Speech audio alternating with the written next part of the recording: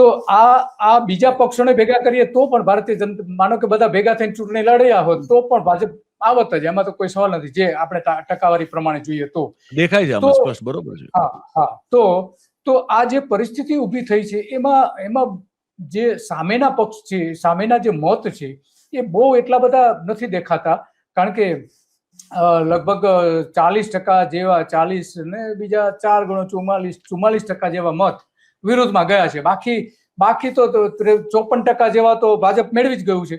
તો આ જે પરિસ્થિતિ છે કે લોકો એ વિરુદ્ધમાં તો મતદાન કર્યું છે પણ વેચાઈ ગયું છે. આમાં વેચાઈ ગયું. માનો કે આ બધા સાથે મળીને ચૂંટણી લડ્યા હોત તો અપક્ષો બધા જ આપણે ગણીએ, કારણ કે અપક્ષો અને બીજા પક્ષોને પણ લગભગ 5.5% મત મળેલા છે. 5.5% મળેલા છે. હા, તો આ બધું જો ગણીએ તો કદાચ બની શક્યું હોત કે બધા સાથે મળીને ચૂંટણી લડ્યા હોત તો એમાં પરિણામ આવ્યું હોત. પણ હવે એ તો આપણે આદર્શ જે બતાવીએ છીએ, આદર્શ રાજકીય નેતાઓ તો રાખતા નથી, રાજકીય પક્ષો તો રાખતા નથી, કારણ કે અંદરો અંદર જ એટલી બધી ખટપટ હોય છે. બે પક્ષો ક્યાં ભેગા થવાના છે? આમ આદમી પાર્ટી અને કોંગ્રેસ વચ્ચે થોડું થયું હતું પણ એમાં બહુ કઈ ભલીવાર રહી નથી.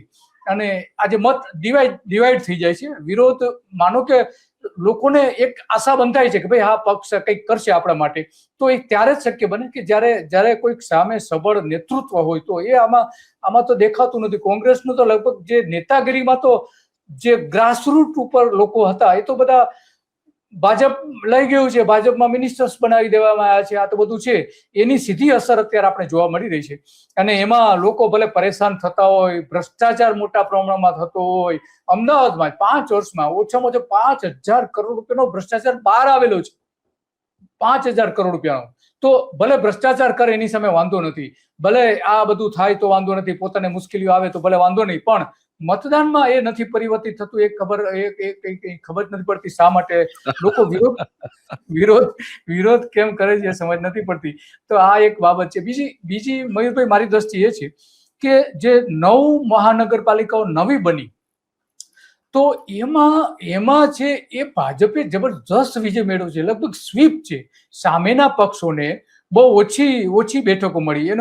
એનો જે વિડીયો છે, આપણે એની જે કેટલાક આંકડાઓ છે એ પણ આપણે જોઈએ તો એના પરથી ખ્યાલ આવશે કે અલગ જે નગરપાલિકાઓ જે છે, આ જિલ્લા પંચાયત છે, જિલ્લા પંચાયત ઉપરાંત મહાનગરપાલિકાઓ જે છે, તો એ મહાનગરપાલિકાઓમાં આખું મતદાન જે થયું છે એ મતદાન પણ અનેક રીતે અલગ જોઈ શકાય છે. આ જોઈ શકીએ છીએ કે મહાનગરપાલિકાઓમાં જે છે તો એનું પરિણામ શું આવ્યું છે એ સવાલ આવીને ઉભો રહે છે. તો આ આંકડા ઉપરાંત આ એક આપણે ટેબલ પણ જોવા જેવું છે કે જે ટેબલમાં સ્પષ્ટપણે આપણે જોઈ શકીએ છીએ કે આ રીતે મતદારોને આ પ્રમાણમાં જે હોવું જોઈએ. પણ જો આપણે જોઈ શકીએ છીએ 15 મહાનગરપાલિકાઓમાં, તો એમાં મોટા ભાગની ભારતીય જનતા પાર્ટીની બેઠકો મળી છે અને સત્તા તો એ સામે કોઈ પણ પક્ષને મળી નથી. તો આ એક મને વિચિત્ર લાગે છે કે અને તમામમાં 52 બેઠકો જ છે. નવી જે બનાવી છે મયુરભાઈ, બધામાં 52 બેઠક છે. હા, બધામાં 52 બેઠક છે. એ રહસ્ય સમજાતું નથી કેમ આવું થયું છે. કારણ કે 52 બેઠકો તો કઈ રીતે હોય છે કે બધાની વસ્તી અલગ અલગ છે અને સમાન વોર્ડ બનાવવામાં આવ્યા છે. નડિયાદમાં માનો કે જે જીત થઈ છે તો નડિયાદમાં 52 બેઠકો છે, એની સામે 51 ભાજપ જીતી ગયું છે. કઈ રીતે બની શકે? મોરબી, પોરબંદર આ 2 મહાનગરપાલિકાઓ નવી મહાનગરપાલિકાઓ બની છે, તેમાં 100% બેઠકો ભાજપ પાસે આવી છે.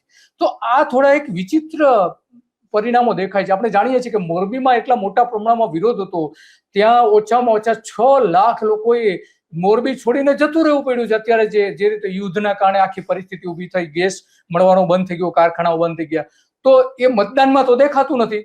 પોરબંદરમાં પણ ત્યાં મોટા પ્રમાણમાં વિરોધ હતો, જે કામના પ્રમાણમાં, છતાં પણ 100% ભાજપે જીતી. નડિયાદમાં જેવું જોઈ શકીએ છીએ, નડિયાદમાં 52 માંથી 51 બેઠક જીતી છે, એક કોંગ્રેસ માત્ર આવી છે. નવસારીમાં 52 માંથી 50. તો આ જે નવી બની છે એમાં આ જે પરિણામો દેખાય, સુરેન્દ્રનગર જો તો ત્યાં એટલો બધો વિરોધ હતો, સેવાઓ એટલી બધી કથળી ગઈ હતી, લોકોએ વારંવાર વિરોધ પણ કર્યો હતો, છતાં પણ સુરેન્દ્રનગરમાં પણ 52 માંથી 51 આવી. વાપીમાં 52 માંથી 37 આવી ભાજપને અને 11 કોંગ્રેસ અને 4 બેઠકો બીજા પક્ષને અપક્ષને ગઈ છે. ગાંધીધામમાં 52 માંથી 41 બેઠકો ભાજપને આવી છે, 11 બેઠકો કોંગ્રેસને મળી છે. આણંદમાં પણ મોટા ભાગે, આણંદમાં તો આંદોલનો ચાલ્યા જબરજસ્ત, છતાં પણ 52 બેઠકમાંથી 43 બેઠકો ભાજપને મળી છે, 8 કોંગ્રેસ પાસે ગઈ છે. આ આંકડાઓ આપણે સ્પષ્ટપણે જોઈ છે કે મહેસાણામાં તો ત્યાંના 20 ગામના જે આસપાસ જે 20 ગામો ભેળવી દેવાયા છે, એ લોકો તો જ્યારથી ભેળવી દેવાયા ત્યારથી વિરોધ કરી રહ્યા છે. છતાં પણ આપણે પરિણામમાં તો 5 બેઠકો જ સામે જે કોંગ્રેસને મળી છે એવું જોયું છે, બાકી તો બધી ભાજપને મળી છે. તો આ વિરોધ થાય છે પણ દેખાતું નથી. એ આમાં એક મોટી વાત છે મયુરભાઈ. આ શું રહસ્ય છે ખબર નથી પડતી. રહસ્ય તો આમાં તો કઈ રીતનું હોઈ શકે જે રીતે આપણે જોઈએ છીએ. અને હું એને એટલે મૂકું છું ફરીથી કે આ દર્શકોને એકવાર આ ફોકસ કરવું જરૂરી છે.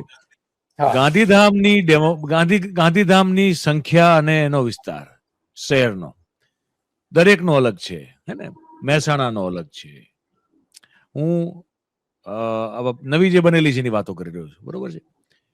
પછી આણંદનો અલગ છે, નડિયાદનો અલગ છે, નવસારી, વાપી, સુરેન્દ્રનગર, સુરત, મોરબી, આ બધા વિસ્તાર અને વસ્તીની દ્રષ્ટિએ અલગ અલગ આંકડાઓ ધરાવતા શહેરો. બધામાં 52 વોર્ડ કેવી રીતે બને? કયા ગણિતથી બને? જે પેલા જેવું છે. આજે 850 સીટો બનાવવાની વાત છે ને લોકસભામાં, સાહેબ. હા, યસ. સવાલ પૂછવાનો અને બહુ વ્યાજબી સવાલ પૂછવાનો હતો કે 850 નો આંકડો લાવ્યા ક્યાંથી આ દેશમાં? ક્યાંથી લાયા? કે 850 હવે વધારીને 543 માંથી 850 કર્યું. 840 કેમ નહીં? 860 કેમ નહીં? લોજિક શું છે એનું? દરેક વસ્તુ લોજિકલ હોય ને, એને તમારે આધાર તમારે આપવો પડે કે આ કારણસર અમે આમ 850 થશે. એના કોઈ કારણ નથી. એમ આ દરેક અલગ અલગ વિસ્તાર અને સાઇઝ ધરાવતા જે શહેરો છે એમાં બધામાં 52 વોર્ડ બનાવી નાખ્યા છે. એ શું કામ બનાવ્યા છે? એના 52 બેઠકો એના કોઈ પેલા નથી, એમ એના કોઈ લોજિક નથી, એના કોઈ તર્ક નથી, પણ છે. હવે અમે બનાવ્યો છે, તમે માની લો, બસ વાત પૂરી થઈ ગઈ.